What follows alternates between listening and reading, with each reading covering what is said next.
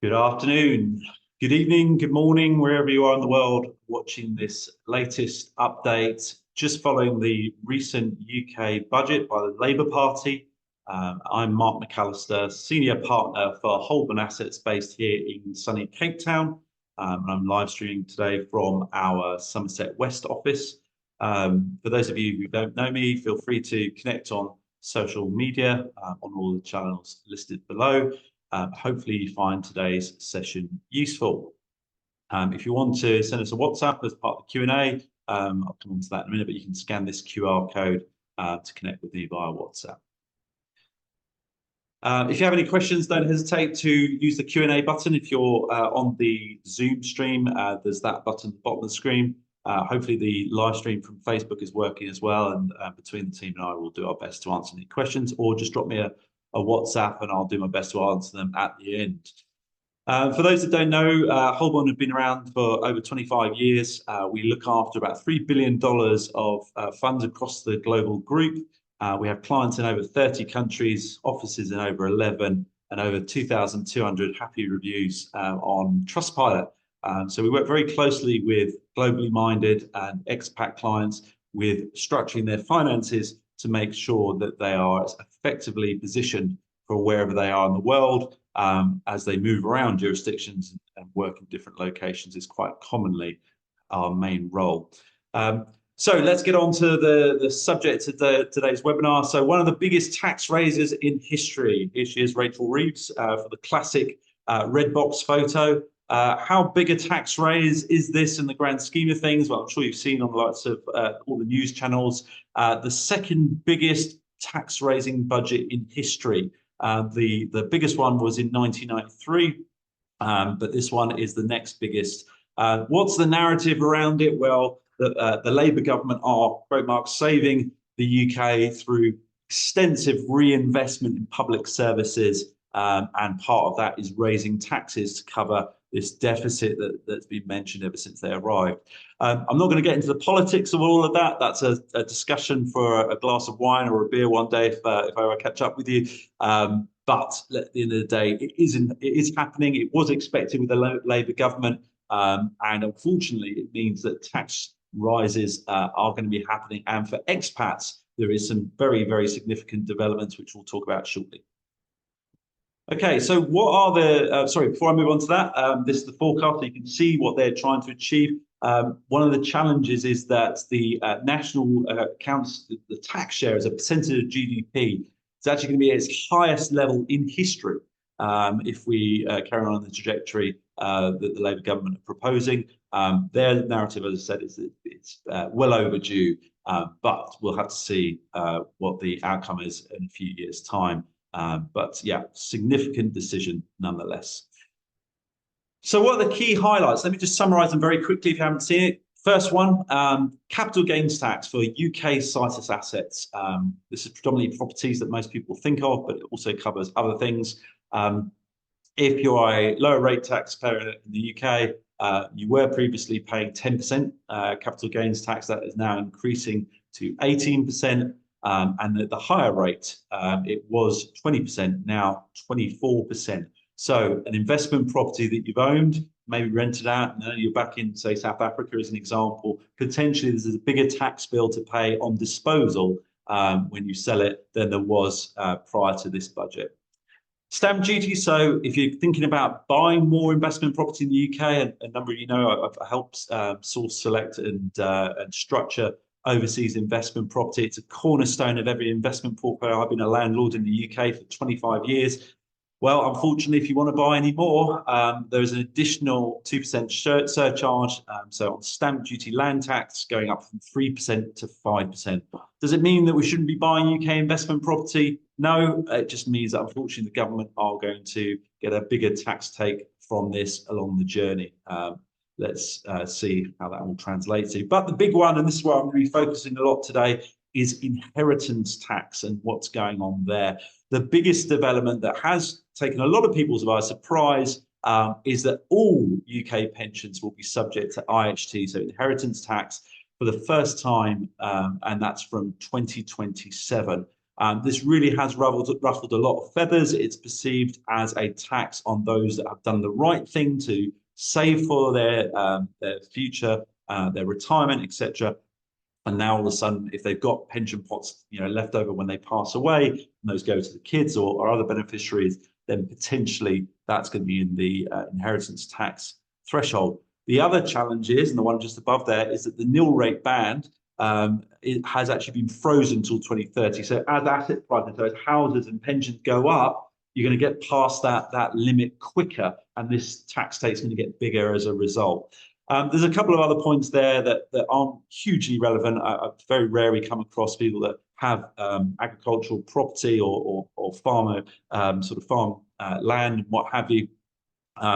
So if that's specific to you, happy to have a discussion offline about that. But most people that have moved back abroad will normally rent out other assets and sell those kind of assets when they come back. And likewise, you might have shares on the AIM if you've gone down that route with the previous company, and those are now being bought into IHT at a 20% rate as well. So again, those are quite rare points, but the ones I've highlighted in yellow, very much the day-to-day of what we discuss with clients and very relevant. One other thing you might have heard about, the non-dom tax regime has been abolished and we're moving to a residency-based scheme, and more about that. That's potentially actually a good thing, and we'll talk about that in a second. So let's go through these in more detail. So first of all, the capital gains tax point. So since 2019, all non-residents have been brought into the CGT net for UK land and property disposals.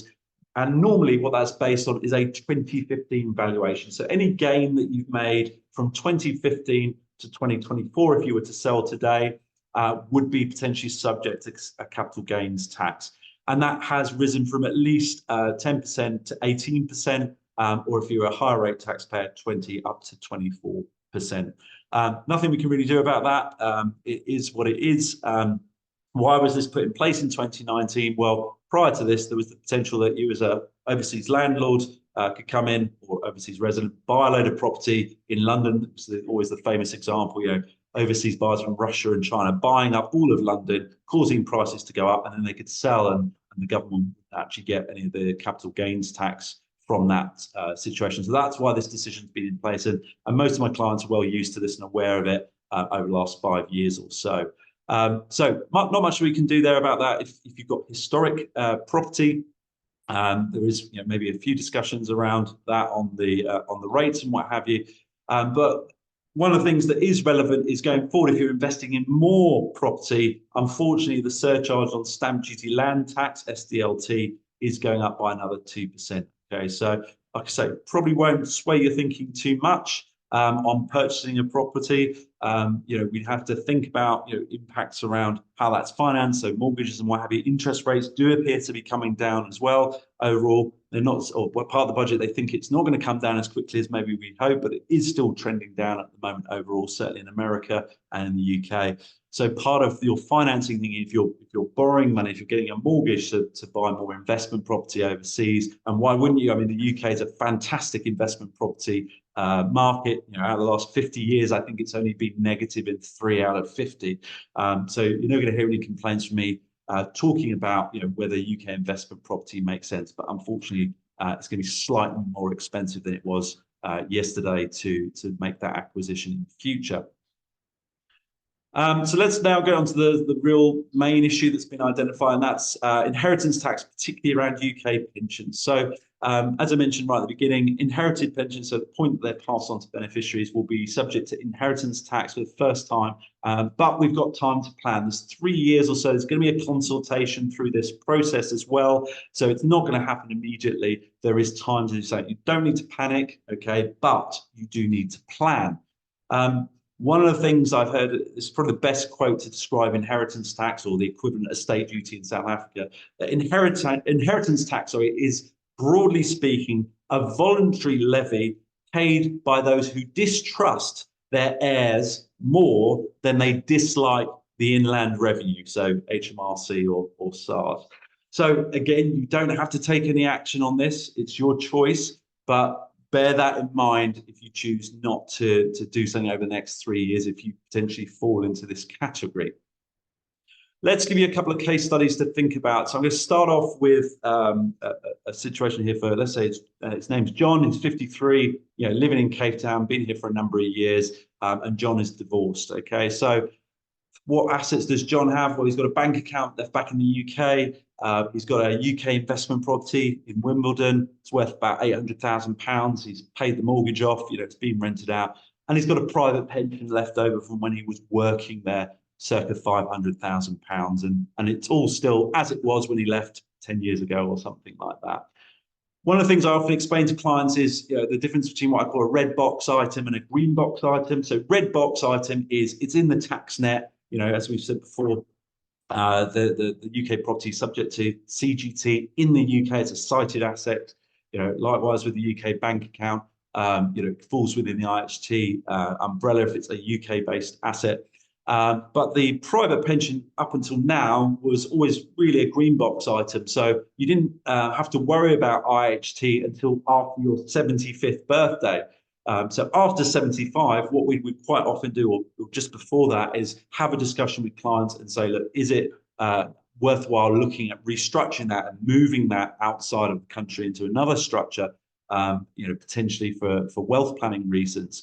That 75 trigger point has now been removed. So effectively, we're all in the same situation if you've got a UK pension as a 75-year-old was if they were to pass away, from compared with yesterday. So in this situation, John's got combined UK assets of 1.35, and if he was to pass away, the IHT inheritance tax would only be calculated currently on the UK investment property and his bank account. So his UK IHT as an individual on those two is £210,000 at the current rates. Let's then fast forward. Let's go to 2027 and see what happens now. Obviously, the values probably have gone up a bit, so this is just a general idea. Now, effectively, it's all a red box item. It's all falling into some form of tax net with the IHT change. The assets are now 1.5 million, but the key thing is John's IHT has now jumped to £470,000. Okay, so if you've got UK pensions that make up a large chunk of your asset base, there is a need to think about doing something between now and 2027. Similar example now, let's do John and Mary are married as a couple, both living in Cape Town. So slightly, same property, maybe same bank account, but probably more pensions. They've both got one as an example. So again, red box item, green box item, historically, 1.35 million of assets. If they were both to pass away, because IHT sort of rolls over in how it's calculated in the UK, on the second death, the actual UK inheritance tax exposure on the bank account and the property, circa £80,000.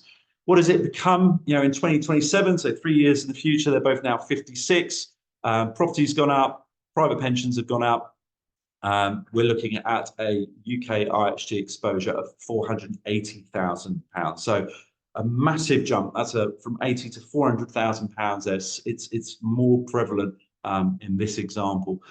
Again, this is very generalized, broad brush. This is not tax advice. We are trying to give illustrations and examples. We always advocate our clients taking a specific tax opinion on things like this. But we as financial planners are able to talk through these examples. We know the tax legislation very well, and we can guide you on the most likely scenario and the outcomes prior to a full formal tax opinion. From April 2025, there'll be a new system of taxation that removes that principle of domicility. You might have heard of this before.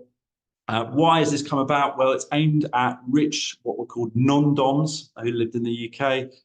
So they would normally make a load of money abroad and then come and stay in the UK, and therefore their earnings outside of the country and their asset base effectively was not really taxed, and it created a lot of bad publicity. You might remember Rishi Sunak's wife, as an example, was probably the poster child for rich non-doms in the UK. So there was a bit of a groundswell of opinion. So the previous government identified that they needed to tackle this regardless.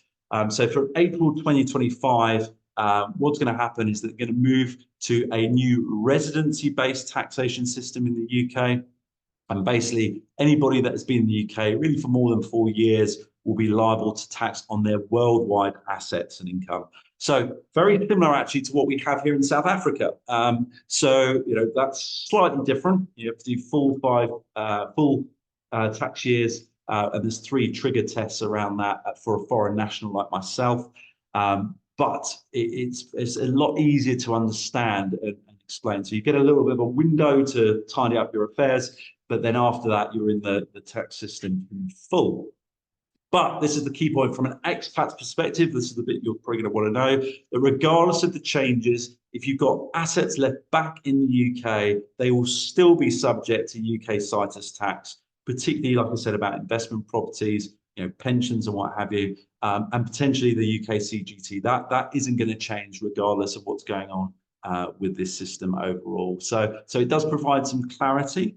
However, for UK-based assets, really, there's not really a huge change at all. One of the things that's worth sort of making a nod to, if you've not heard me on a previous webinar talking about one of the best tax breaks about retiring to South Africa, is Section 101GC-2 of the Income Tax Act. So it's been around since 1962 in South Africa, and effectively what it means is that you've worked abroad, accrued your pension abroad, and you come back to South Africa. As long as you do the right paperwork in place between SARS and HMRC in the UK, you can have that pension income paid to you, and you'll have no taxation legally on those income payments forevermore.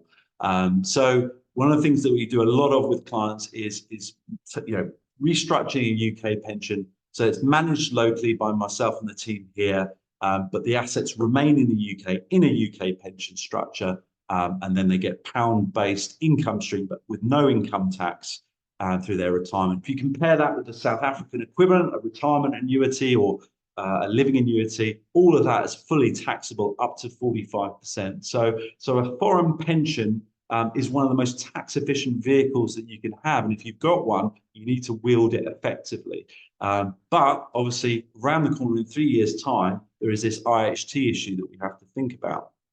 So what does it mean? What's the thought that you need to take away from this, this potential risk? For certain clients, and again, I want to be clear on this, this is not advice, okay? This is just general principles following yesterday's announcement. It may be advisable to consider a partial or full withdrawal from a UK pension once it's accessible, so mostly from age 55.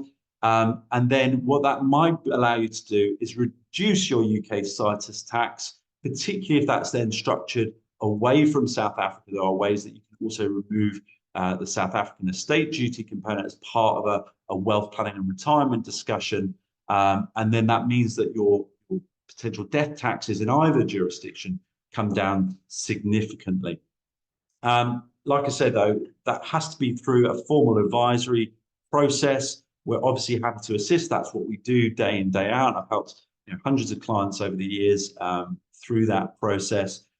So if you think this might be you, you think you might be John or Mary in the example that I've given, then you've got 3 years really to get your ducks in a row, and quite happy to have a discussion about those options and what we do to help clients in that process.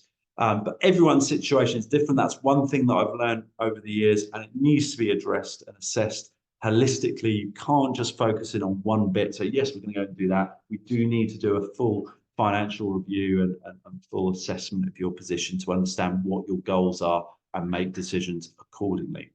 One thing also to point out, and this hasn't changed in the budget, but it is a key point that I'm reminding certain clients, depending on your age. In 2028, the normal minimum pension access and NPA age for UK pensions is going to raise from 55 up to 57 from the 6th of April 2028. So if you are going to be in that bracket where you're sort of around 55, 56 at that point, again, it might make sense to look at this, or you might have to wait another year or two for your pension income. For those that are in their 50s or early 50s, 40s and 30s, sorry guys, if you weren't aware of it, we do have to wait another couple of years before we can access our UK pension structures at all. And only then, once they're accessible, does this option come out about restructuring some of those funds in the way that I've described.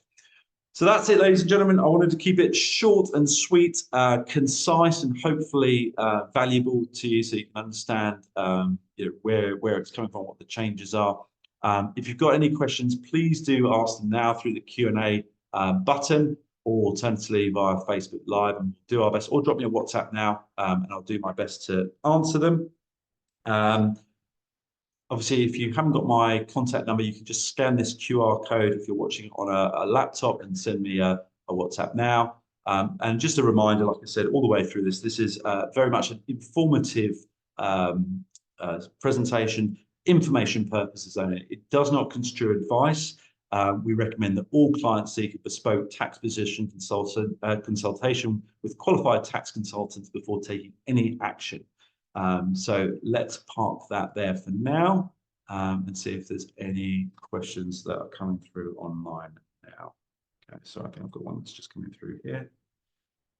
Okay, all right, so this is a question from Richard on WhatsApp. Okay, so Richard's asking, how do you go about getting tax-free income on a UK pension? So the process, this is really something that we don't do all day, every day. So what we have to do, first of all, is make sure that we have what's called an NT code in place. That's a process that we work on with a tax specialist that will go and liaise with SARS and HMRC for you. They'll go and do all of that. And then once that's in place, then what we can do is apply that to the pension structure.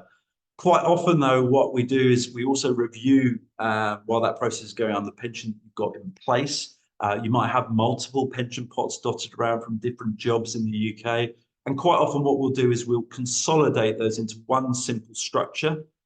Why? Because if you've ever had to deal with UK pension providers, you'll quite often find they don't like speaking to expats abroad. There's normally a lot of very strenuous questions around who you are, what you're doing, all that sort of thing. And it makes it very challenging to get answers out of them. Also, most of the pensions that we review are fairly homogenized. They're in the same fund as several hundred other people, if not thousands of other people. And generally speaking, they're quite risk averse, and they might also not be tailored to your stage in life and your risk profile and what you're trying to achieve. So what we do is we will review that. We'll give you a red, amber, green report to simply tell you, what our recommendations are. And then quite often what we'll do is we'll replace a UK pension structure with another UK pension structure that's designed for expats that are living abroad, like John and Mary in that example. And then we just realign the assets. And then we, as the advisors here based in South Africa, sit with you every quarter, update you with what's going on in the markets, but also make sure that when you get to 55 or 58, 57, as I said earlier on, from 2028, you can get that income in South Africa tax-free. So hopefully that answers your question there, Richard. Okay, moving on, I've got a question here from Mark, again about the IHT aspect. I think this might be more of a rant than a question. So what Mark is basically saying is, how dare they around the inheritance tax point. Everyone's been using UK pension structures for years. A lot of people have diligently saved, and now all of a sudden, something that they thought they would be able to pass on tax-free to their children, suddenly, there's going to be a tax bill and the government are going to take a portion of it. Well, first things first, Mark, I would say we need to understand, are you above the limit for IHT from 2027 onwards? Because if you're not, it might be a non-issue. Okay, so that's the first thing. Secondly, if you are above that limit, we've got 3 years to do something about it. Okay, and obviously I don't know your age, but if you're over the age of 55, or 57 in the future, then one of the things that we might consider doing is taking an income payment tax-free only after that process that I talked about earlier has been completed. And then what would we do with that? Well, that's where the advisory bit comes in. There's a lot of different solutions where we can keep it in pounds or other primary currencies and put it in some form of structure that is designed to fund your retirement here in South Africa in a similar way to the UK pension, but also it wouldn't be subject to either a UK IHT charge or potentially South African estate duty. But there's a lot of components that we would need to assess to see if it was appropriate for you before we go down that route. So that's some of the tools that we might potentially use from there. Okay, so moving on, here's a question online. Thank you, Stuart. I'm just going to answer this one. Stuart's just asked, so if my wife and I are in our mid-30s, we basically don't need to do anything until our mid-50s. Do you know what that's? You're right in a way, but also let me just spin it slightly differently. UK pensions are normally the second biggest asset after investment property or the home that you live in. And sadly, time and time again, I see people just go, oh, we'll deal with that 20 years from now. And in doing so, you might find it's like sailing. If you're 1 or 2 degrees off at the beginning, you might end up in South America as opposed to Cape Town, you know, if you're sailing from the UK.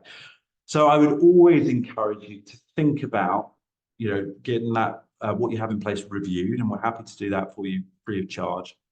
And then one of the things that we can do is work with you over the next 20 odd years with that solution, so that when you do get to the right age, which in your case, if you're in your mid-30s, would be 58, then, you know, sorry, 57 from 2028 onwards. So, and then at that point, you know, maybe we can then see what the option is, but we have to consider, you know, everything else that you've got left in the UK, or, you know, what's in South Africa at that point. So hopefully that answers your question there, Stuart. Thank you for asking that.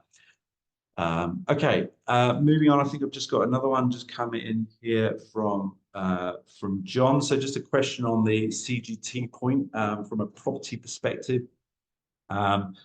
So yeah, so the CGT, if you sell an investment property, is what he's asking, you know, does CGT apply even though I'm living abroad? I think I did cover this earlier, but just to again repeat that point, unfortunately, yes, I'm afraid that the UK government changed it in 2019, and like I say, without being too disingenuous, you can blame a lot of foreign investors that were buying up properties, particularly in London, and not paying tax that drove the change in 2019. And now all UK property and land is subject to CGT as what's called a situs asset. So even though you're here in South Africa, you know, you'd be expected to pay HMRC. If you had a property that you've been renting out for a while, you suddenly decide, I don't want it anymore, it's a lot of hassle, and you sell it, I'm afraid, yes, CGT will be due in the UK. Another question here from Stuart. Okay, yep, no problem. I can just share our contact details again while I'm finishing off the Q&A. Just go back here. There we go. Previous. There we go. So hopefully, yeah. So if you want to drop me a WhatsApp or an email, feel free to do so. And if you aren't already, you can connect on the social media channels below. We do a lot of these kind of updates all the time, you know, trying to help inform expats across the region. You know, South Africa is probably our biggest market, but we look after expatriates in other jurisdictions as well. Okay, hopefully that's that. Okay, I don't think there's any more questions from what I can see. So if you're burning to ask a question, please do so now. If not, I'm going to wrap it up there and say thank you very much, ladies and gentlemen, for taking the time to listen to this very short update. The summary from me is, if you think anything that we've talked about is going to affect you either now or in 2027, my recommendation is have a chat with us. It won't cost you anything to do so, and we can just give you the benefit of our experience of looking after several hundred expats just like you across the sub-Saharan African region and beyond, actually, as well. So thanks again for coming. I hope it's been worthwhile. Have a great remainder of the day. Take care.